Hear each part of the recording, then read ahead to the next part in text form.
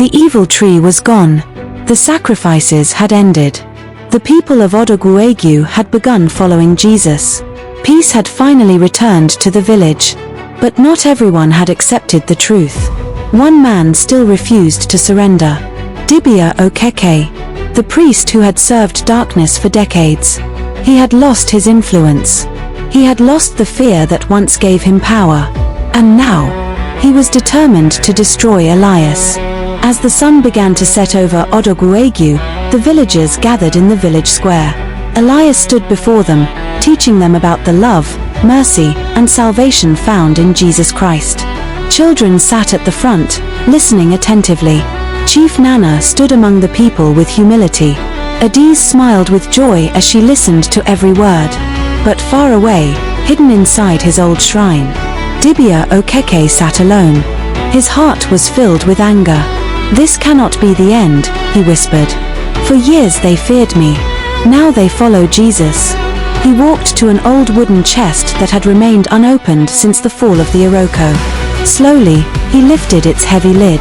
Inside were the objects he had trusted all his life. Cowrie shells, carved wooden idols, animal bones, sacred powders, his ritual staff. He gathered them into his arms and lifted his eyes toward the darkening sky. With a loud voice he cried, "Spirits I have served for many years, hear me. Destroy Elias. Let anyone who follows Jesus perish." The wind suddenly began to blow. The villagers turned toward the shrine. Dibia Okeke emerged, walking boldly toward the village square. His face burned with anger. His eyes were filled with hatred. Many villagers stepped backward. Some remembered how terrifying his rituals had once been. Fear tried to return to their hearts. Dibia raised his ritual staff. He pointed the charms toward Elias. "You have destroyed our traditions," he shouted. "You have turned my people against me. Today, you will die." The crowd became silent. Everyone looked at Elias. But Elias did not run. He did not panic. He simply held his worn leather-bound Bible close to his chest. Then he looked at Dibia with compassion. His voice was calm. "Dibia Okeke, Jesus Christ loves you. You do not have to remain in darkness. Turn to him while there is still time." For a brief moment, Dibia hesitated, but pride hardened his heart. "No," he shouted. "I will never bow to your Jesus." He lifted the charms high above his head. Suddenly, everything became silent. The wind stopped blowing. The birds stopped singing. Even the leaves on the trees became still. The villagers looked around in confusion. Then, a mighty clap of thunder shook the heavens. A brilliant flash of light burst through the clouds. Before anyone could move, a powerful bolt of lightning descended from heaven. It struck the charms in Dibia Okeke's hands. The carved idols exploded into splinters. The cowrie shells scattered across the ground. The ritual staff shattered into pieces. The animal bones crumbled into dust. The force threw Dibia backward onto the red earth. He cried out in pain. When he looked at his hands, they had become shriveled and withered. The villagers gasped. Some fell to their knees. Others lifted their eyes toward heaven. Dibia stared at his hands. His body trembled. The very powers he had trusted had failed him. For the first time in his life, he understood. He remembered the day the Iroko fell. He remembered the sick being healed. He remembered the peace that had filled the village. Tears rolled down his face.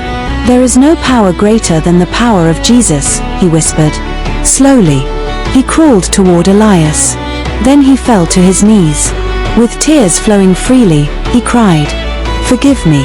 I served darkness because I did not know the truth. I deceived this village. I led many people into fear. But today, I surrender my life to Jesus Christ. Please, pray for me." The entire village became silent. Elias gently walked toward him. He placed a hand on Dibia's shoulder. Then he said, "Our Jesus is full of mercy. If anyone truly repents and comes to him, he will forgive them." Elias prayed in the name of Jesus Christ. As he prayed, The withered hands of Dibia Okeke began to change. Life returned to them. Strength filled his fingers. His hands became completely whole again. Dibia lifted them high in amazement.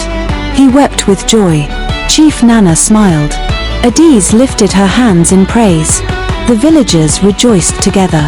Then, with one joyful voice that echoed across ODOGWU-AGU, they declared, "Jesus Christ is Lord."